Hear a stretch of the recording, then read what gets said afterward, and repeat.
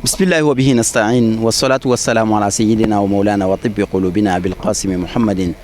وعلى آل بيته الطيبين الطاهرين ومن والاهم بإحسان إلى يوم الدين. أما ما شرف لا تبي لا جبوا موبلا جلين فو نسلم كفولي نوي على كيشنا كهنا كبركة ما لو تعالى دلي على كوكا أني أو بلا جلين أبو أو بسم الله وكجم كان حكم كنا له نوي دين برو مي جم كأنا بقولي كسي أنكر مو مهاني كأنكر مو بسم الله ولا ساك بروكة نوي دين كنا فنونا bi an wula ka se an karamo ma bi ni alati dunai an ganin kenan kan no an karamo Sheikh Muhammad Balde Sheikh Muhammad Balde an na da laka je mukan ke nin kenan kan ka temenin tan je mukan fulai anya fowe Sheikh Muhammad Balde aya ka kalawun damne kenya ba ay reka cikorba singoro wote milen ko ay mutabawo ke atara Senegal jamana kan atara Maroc jamana ka takalan ke ay nyenyi ni chama fana ke ani ale de bina je ka dine boroke be ngayana nga do nga boroko na me ankara mo bismillah ba assalamu alaykum wa rahmatullahi wa barakatuh. Wa alaykum salam wa rahmatullahi ta'ala wa barakatuh. Ustaz Ousmane Kane Cheikh Mohamed Balde ambe ifo ki wolde nyumando ika wuli ka jonni ka chesrila ani am bismillah wala sa anga seka ni njemu kan ke nyon fe Balde abado ni wati nunu bela jelena ame mauludu konnala mauludu retiba san wati be mauludu nabawiye no ya alakira ka bangeli san yele manyana jew kulu nyefo moy ka alakira nyefo moy ka alakira ka jugo baw nyefo moy wala sa am sega misala nyumon tawla kala degeli kenni o yu chugamna bi am feka kuma alakira ka ni chuga were sallallahu alaihi wa sallam awi ko sega sega kelawi alakira muhammad sallallahu alaihi wa sallam joro jumen dira ama qur'an kono yani maqamatu jumen dira alakira sallallahu alaihi wa sallam qur'an re konnala na'am. الحمد لله رب العالمين ثم الصلاة والسلام على من لا نبي بعده محمد بن عبد الله. نعم. اللهم صل على أهل العز الشامخ والكرم البازع والإمام الراسخ محمد بشر لا كالبشر بل هو ياقوت بين الحجر. اللهم صل على النبي الذي خلق من النور وهو نور. Sayyid Ousmane Kane ambe donc makono teliala kadawati na kasuruneka kosobe Allah subhanahu wa ta'ala na'am alay norode Qur'ane norode do Muhammadu norode do Jibrila norode do na'am Allahu nuru samawati wal ard na'am sangolo noro tigi dugolo noro tigi Allah subhanahu wa ta'ala alaka kuma kay noye qur'ane norodo qad ja'akum min Allahi nurun wa kitabun mubinun. Allahu akbar. Idhan fahuna Allah samma al-Qur'an bin-nur. Allah subhanahu wa ta'ala ay Muhammadu menchi amma ako norodo ako wattabi'un nura allazi unzila ma'ahu. Allahu akbar. Naam. Izan noro saba izan ali Allahu jalla jalaluhu naini noro saba di mantoma on manto mankanga somble kabalo dibi konana ol kanga to yelende kono sobe. Naam. Ani kam ni so diane ala kira ka bangeli abebe wal matebe Ustaz Kane antemeno kankaba nga ala ka madron qur'ane kono qul fa bi fadlillahi wa bi rahmatihi. Naam. Ni ala ka samante yayi ani ala ka hine fa bizalika falyafrahu kanga konta onken ambo kontan konna nga Ousmane Kane be segi kana ko fe doni Allah subhanahu wa ta'ala aba fanya qur'ane konnana ko alhamdulillahi rabbil alamin wo qur'ane kelen kono Allah subhanahu wa ta'ala abetla ka fayantugo wa ma arsalnaka illa rahmatan lil alamin izan alamina geraflay nyefay Rasul sallallahu alaihi wa sallam akam maqamatu kayiri la qur'ane kono joro fengo fe nabi Allah subhanahu wa ta'ala la min haythu sifa mankutula ala kira yo bela jelen soro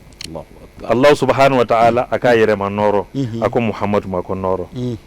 Allah subhanahu wa ta'ala ako alhamdulillahi rabbil alamin tando bi mansaye mansame ni planète bela jelen yatay mais il y a deux planètes.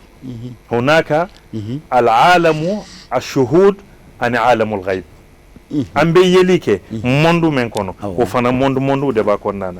ani alamul ghaib mondu men na do wolendo no jino ka mondu ye no meleka ka mondu ye no ye metaphysique yere kono nae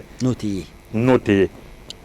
ali Allah subhanahu wa ta'ala na'am ako ala kirama wa ma arsalnaka illa rahmatan lil alamin ne ala ne ka ala ya be se planète o planète la e rasul sallallahu alaihi wa sallam e ka hinabe se ni bela jala yoro Allahu akbar mbe en parenthèse dale ya bismillah Sheikh Ahmad Tijani radiyallahu anhu aka kuma dola nya ya ka seben fen dola ako kale sigira ka miri ka tashi juma don ka girin ka teme tenen donga nga ala kira ka koba be kira tenen don limaza ay mun da ke ka yira jabi Allah subhanahu wa ta'ala jabi jumende dama aya yira la ka fot tenen arabu kanna way isnaini de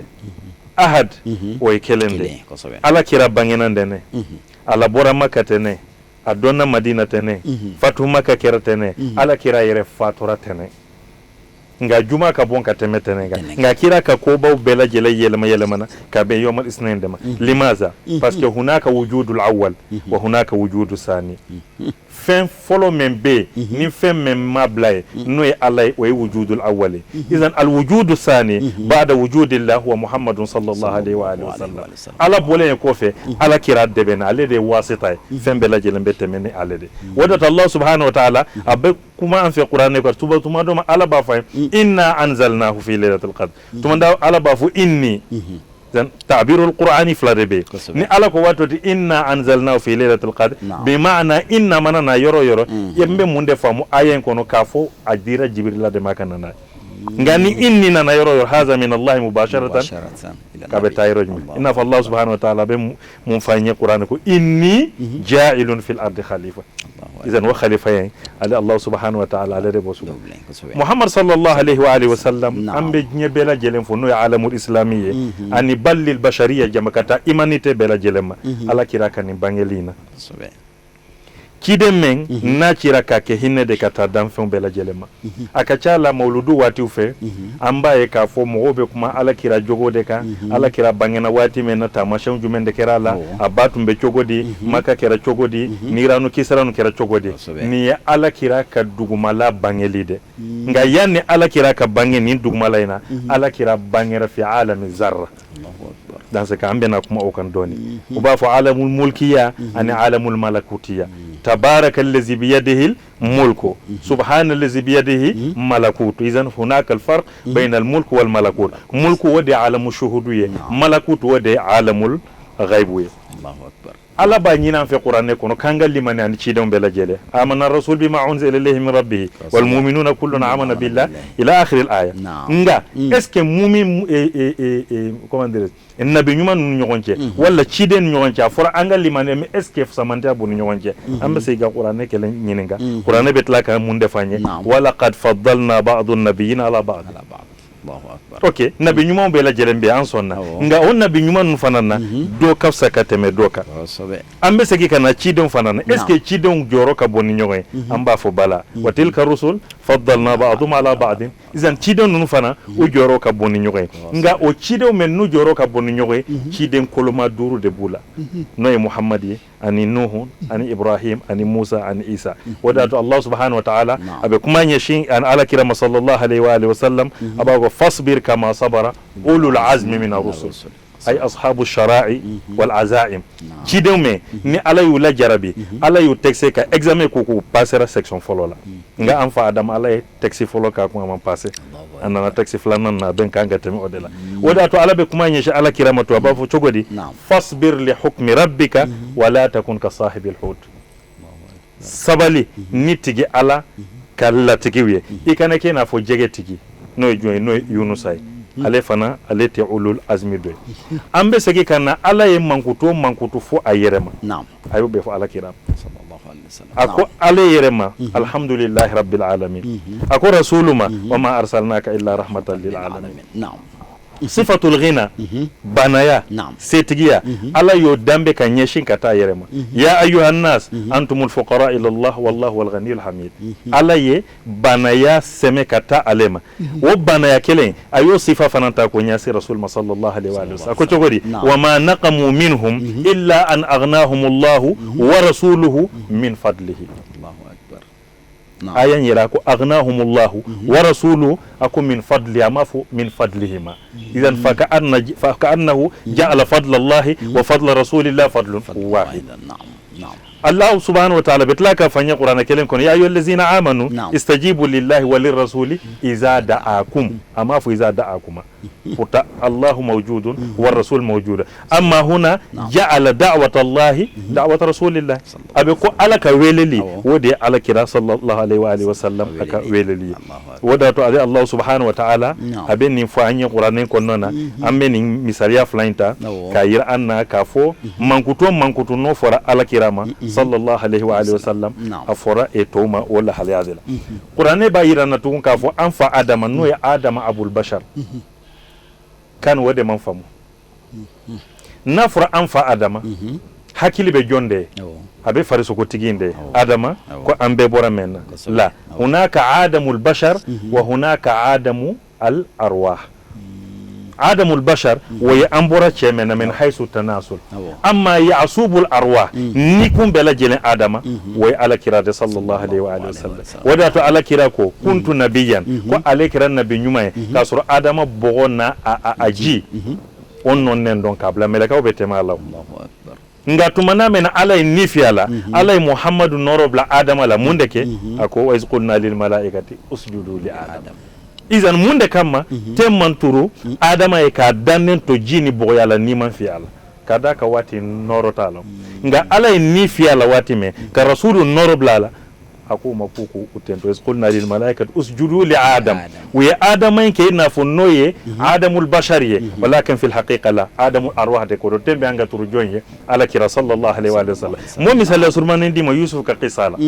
yusuf wati menna annana yele palela ka afaw korota faqawlahu sajidina dan sika na farko ka tenturu ke muhammadi war seka ke ko bay akira chide me ni ala kira kafsanaye sallallahu alaihi wa alihi wa sallam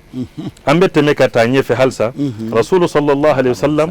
alede melekaw karamoy melekaw karamo ala kira don sallallahu alaihi wa alihi wasallam wadatu melekaw ala kira dilla ku nyininga hadisan jabirul ansari alede hadisan naje antina teme sanaduka ay ala kira nyininga ya rasulullah ما أول شيء خلقه الله على فين فلو جمندا قال نور نبيكم ثم خلق منه كل خير أي على كرا نورو دا على كرا نورو كفاي هرب بلا جلين danka bo odela wadatu ala kira sallallahu alaihi wa sallam ka noro la mato imaye ala ko adamama anbi'uhum ama fu'allimhum لأن هناك الفرق بين الإنباء وبين التعليم أنتنا دوكو نانا نغا ألا بموند فاني قرآن كون أكو آدم ما تمنا من ملكاو بنتوكا ناتمي آدم نيكروي ألا كيران نوروي ويموندفو قال المصطفى صبحنا فصبحت الملائكة كبرنا فكبرت الملائكة حللنا وحللت الملائكة وهنا أفرياني يا آدم أنبئهم بأسمائهم ولذلك قال أمير المؤمنين إني عبد الله وأخو رسوله ndellaka kuma ninga eshin doina izan ayem melekaw nyinga ko melekaw mako yala auta an donwa faqadat al malaika melekaw ko hal na'am fa ajaba al malaika fa kayfa la na'rifukum wa antum awwala ma khalaqa Allah khalaqakum ashbaha nur fastawa wa antum amama arshi tusabbihuna wa tuqaddisuna wa tukabbiruna wa kunna namurru bikum tuhalliluna wa tukabbiruna wa nuhallil wa numajjid ila akhirih idan alakira sallallahu alaihi wasallam alede ye meleka nunu karamoy wada tanga sigi daina tuma be ka tuga fa allahumma salli ala muhammadin wa ali muhammad mbese ka hadisa kelen fa alakira ko man salla alayya salatan wahidatan sallallahu alayhi alf salatin fi alf saffin min al malaika kasil alakira kan durushin kele niyoke ko alabe shelika sinye bakele meleka bakelen chema fana ale Allah subhanahu wa ta'ala ay ala kira sugandika ni joro bande dam mi ambe nyingal de kew ne ko ni dira ala kira ma gonsandewa munde kama mandi toma amba fo Allahu a'lamu haythu yaj'al risalatahu ala de badon aka message ababla yoromen ngambe sekika naka na qur'ana kelen nyinga wa iz akhadha rabbuka min bani adam min zuhurihim wa ashhadahum ala anfusihim alastu bi rabbikum qalu bala man awwalu qala bala ambetla ko o jabi fanandiya wadatu rasul sallallahu alaihi wa sallam ala ba fo yoro men wa iz akhadna minka wa min nuhin mun ala dam ne min kala pourtant nuhu de ci den folo nunga kornay me min kan ya ala be kanga kuma alamu zarra daga wada to ala kira ko sallallahu alaihi wa alihi wa sallam ako wati mena qalu alastu bi rabbikum qalu bala ana awwalu man aqarra bi rububiyyatillah wada tuneni maqamu sor wa hadha lam yakun fil mulki bal fil malakut o man ken mondu ngono akira mondu invisible de konnana ambe segi kana wo qur'an yani ala kira ka khalifa la no imam ali ibn abi talib ko dondo la doya nyininga hal kallama allah ahadan qabla musa ako alima ko eske ala de la ka kuma dofe ka ko musa nya ali kama ko bala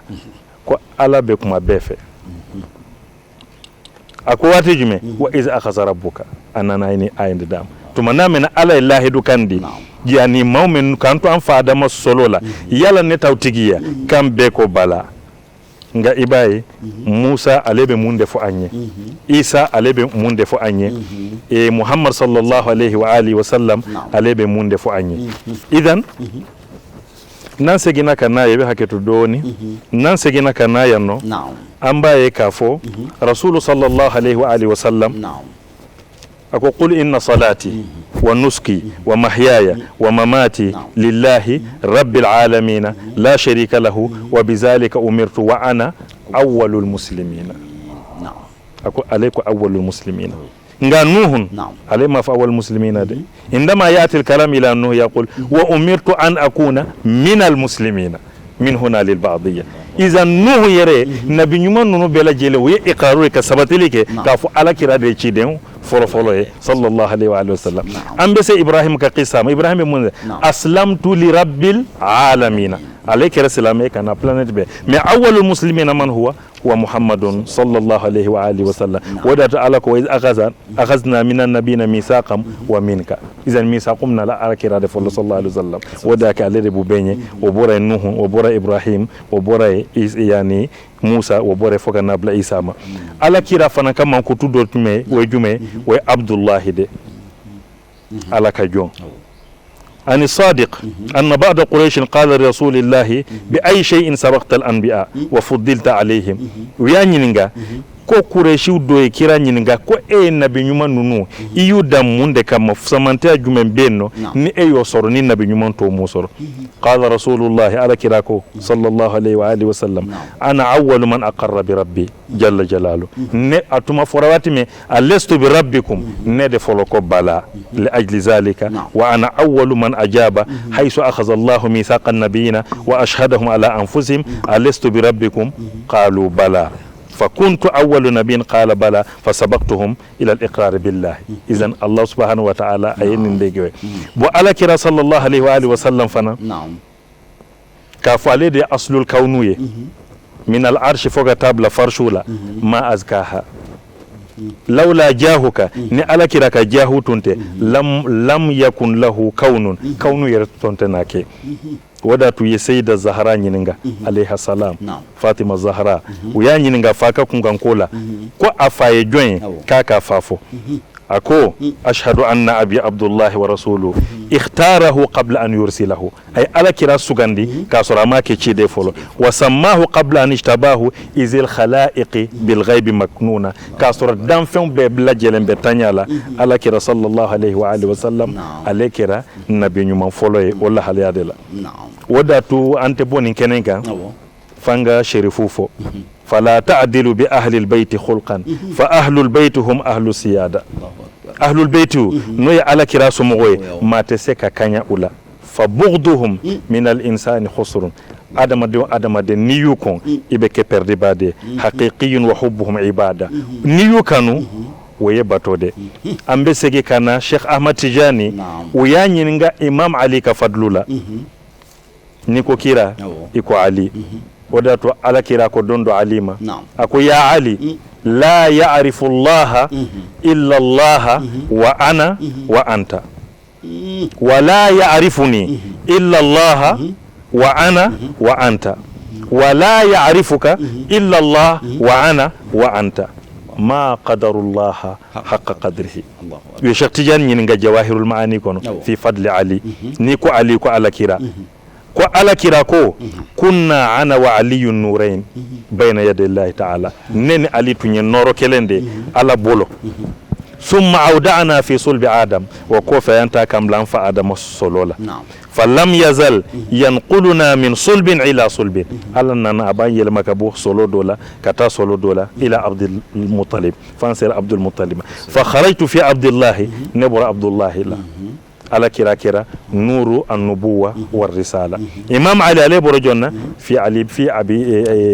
أبا طالب عليه كرا نور الإمامة والولاية ثم اجتمع نورنا وقوف كان نورنا نفرنجونك في الحسن والحسين حسن الحسين فهما نوران من نور رب العالمين نبي جواهر المعاني ده كوننا دانسك على كرا كان نور كان كيا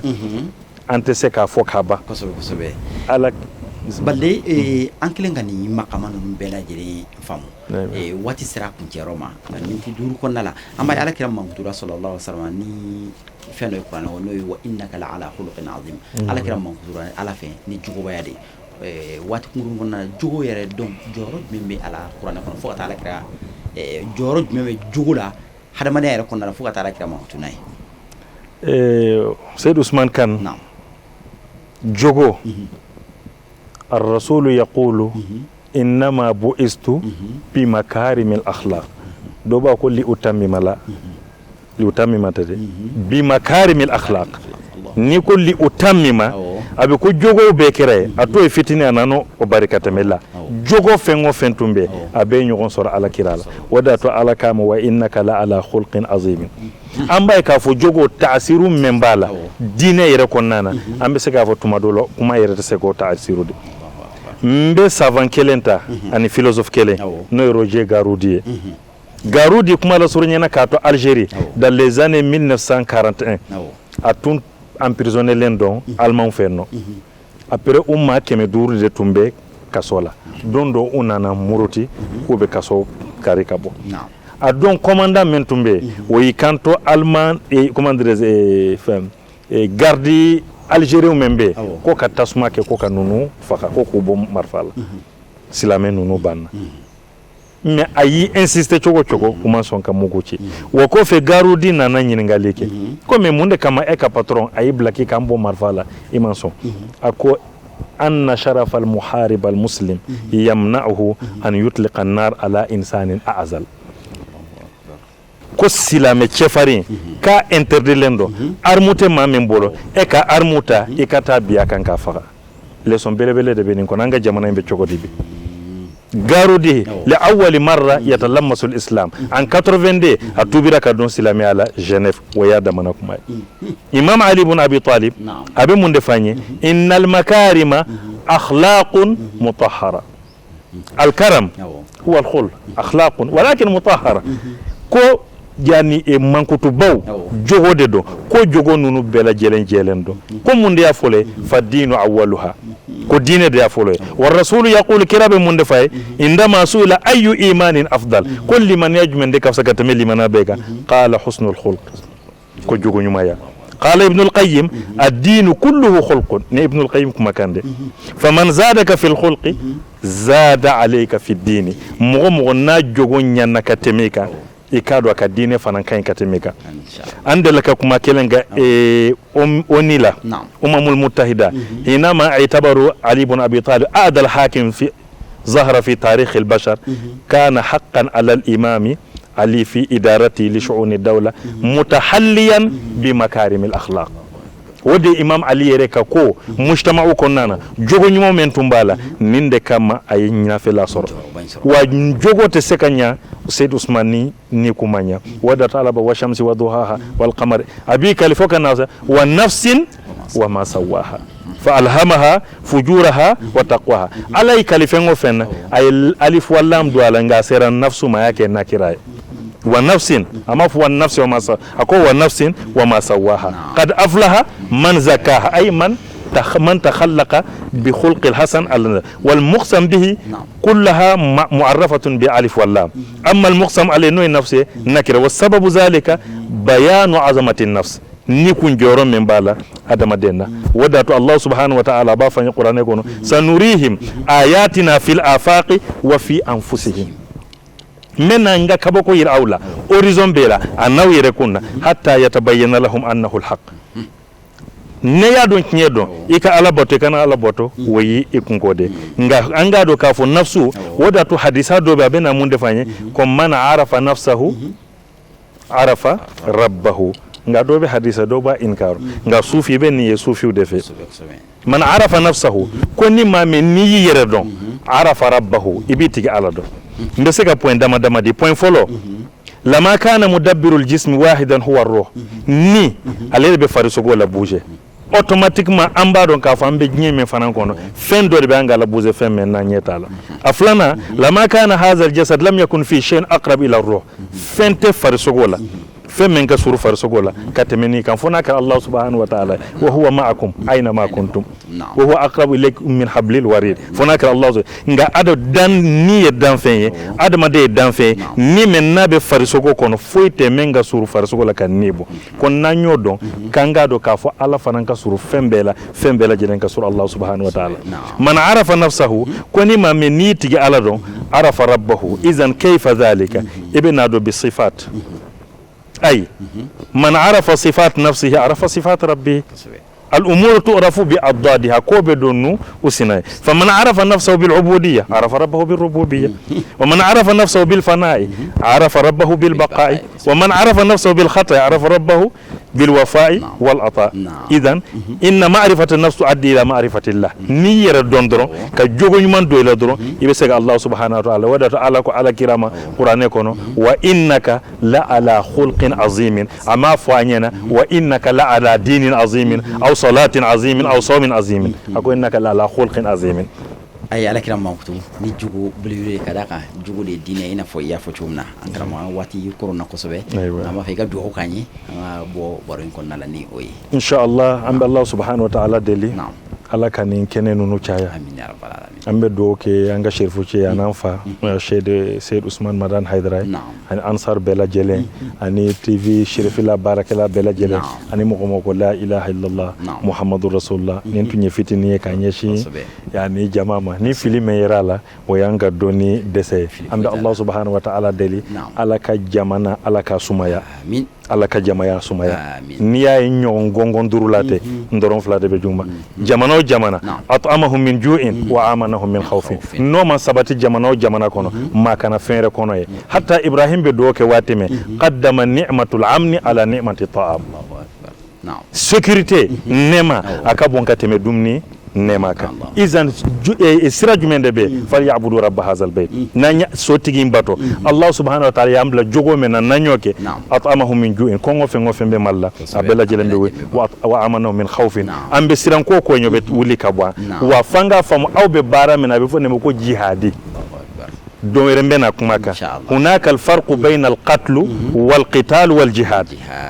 وهي كلمة القتل دي تقرأ نكون قد تعويل كوكي ما فعلا لا ngabdo rambe kuma kani watni rambe fo rabbana atina fid dunya hasana wa fil akhirati hasana wa qina azaban nar allahumma ij'al jam'ana hadha jam'an marhuma waj'al tafarruqana min ba'di tafarruqan ma'suman allahumma la taj'al fina wala minna wala ma'ana shaqiyan wala mahruma allahumma salli ala an-nabiy alladhi khuliqa min an-nur wa huwa nurun allahumma salli ala sayidina muhammadin al-fatih lima ughliqa wal-khatim lima sabaqa nasir al-haqq bil-haqq wal-hadi ila siratika al-mustaqim wa ala alihi haqqa qadri wa miqdari azim subhana rabbika rabbil izzati amma yasifun wa salamun على المرسلين والحمد لله رب العالمين Cheikh Mohamed Balde ame segi kifo ki wala yimano ni wati ndili la ama ka ni wala ndan nafa mambandi ama do amfle bawo bina nafa soro ala ko sobe ka do ki ka do nyini ife ka profiter ni konnala ka anga ci qoroba nere terke no Cheikh Alhaji Aboubacar Balde ya fo kenya ba misri ba almami ambe afu ni kenen konnala ala janyo na barake nyo na kan bawo bela jeli kasin kawo yɛrɛ fana fo ka wale ɲuman anw nu silima ka jabara nu ɲama ka diinɛ baro la ni diinɛ baro tɛ fɔ ko waati si la jamana in kɔnɔ ani jamana in kɔ kan an bɛ Alahu taala deli an ni aw ye ala ka sigida nataw yira an ni aw bɛɛ lajɛlen na wa akhiru da'wana an alhamdulillahi rabbil alamin wassalamu alaikum wa rahmatullahi ta'ala wa barakatuhu